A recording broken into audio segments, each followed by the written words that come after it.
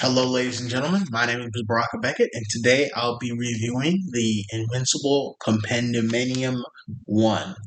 Um, so, basically, my history with this series is I'm like most probably people who are into Invincible now, in that I started with the shows. I started watching season 1 maybe 2 years ago, and from the first episode, the ending of the first episode, where Omni Man kills all the Guardians of the Globe, I was hooked. From then on, I was hooked.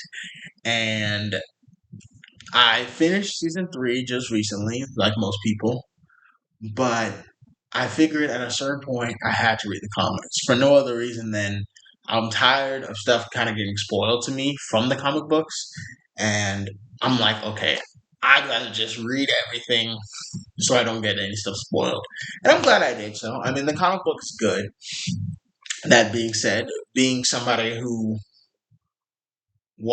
started enjoying the series from the show, there's a lot that a show can do that a comic can't do, and that's just the reality. But what a comic can do that a show can do is you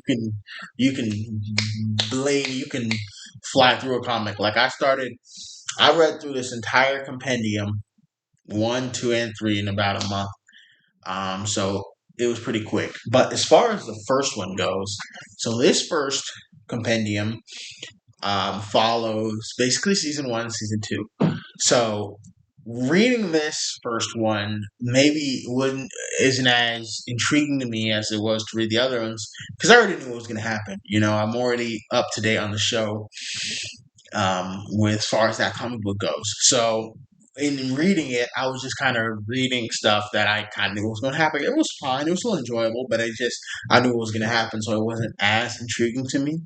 That being said, I definitely see why the show became what it was because it really is all in these books. Like I kind of didn't know how much the show took after the comic books, but no, the show is a very faithful adaptation of the comic books. I mean, a lot of stuff that happens in the show is word for word what happens in the comics.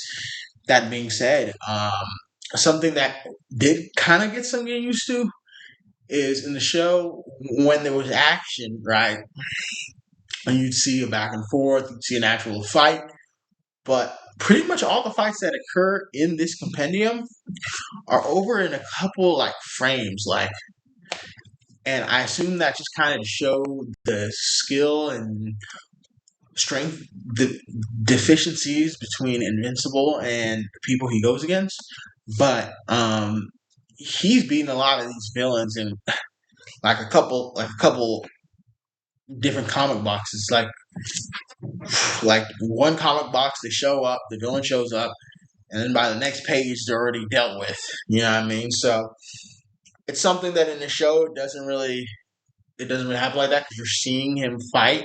But in the books, it's a little different in that sense. There are a couple changes, you know. William in this book, I actually really like William in this book. I don't know why. He doesn't really have too many redeeming characters, but I like William in the book. Um, it's interesting because in the book, there's certain small changes in the book. William is kind of closeted at the beginning, but in the show they just have it. He's just open. So there's a couple changes. Characters to characters. I'd say Debbie's a character that is very different in the show than in the book. I mean, I think the show definitely does a better job with the character. I think it gives her a lot more agency. I think it shows the character to be more capable. In this one, Debbie's just like after Nolan leaves, she's like a wreck, and like she kind of is in the show, but in this book, it's like it really focuses on the alcoholism of Debbie, and it's really sad to see. So there's certain characters that are done a little differently. Mark is pretty much the same. I mean, he's written pretty similar, and I mean you kind of have to be a lot more when doing that adaptation with certain characters. You got to be more I guess directly from the book. So Mark's pretty much the same. Omni Man is essentially the same. Other characters, certain little things are different. Like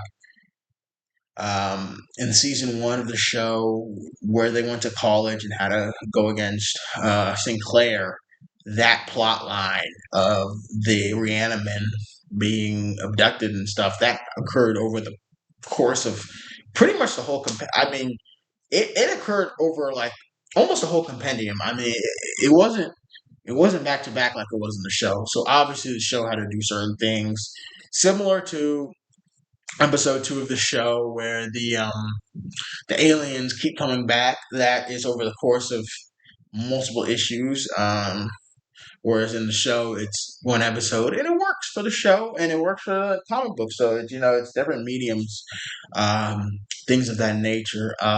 What else? What other differences would there be? I mean, I enjoyed it. It was a good read. I recommend it. I mean, it's not the most complex form of media you can consume, but I mean, I had a good time with it. Honestly, I really did. I thought it was worth the read, and I cannot wait to talk about the next compendium and then the final one after that, because those are ones where there's actually new content for me to discuss and sink my teeth into. But I mean, with this one right here, it's very much, um, very much stuff that you can watch on the show, and honestly, probably better to watch it on the show, just for the simple fact that I feel like it does a better job of showing.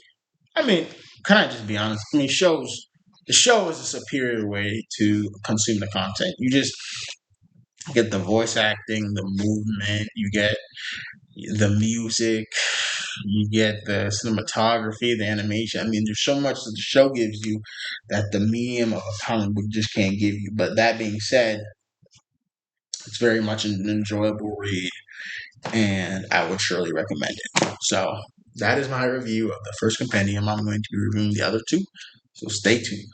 Thank you for your time.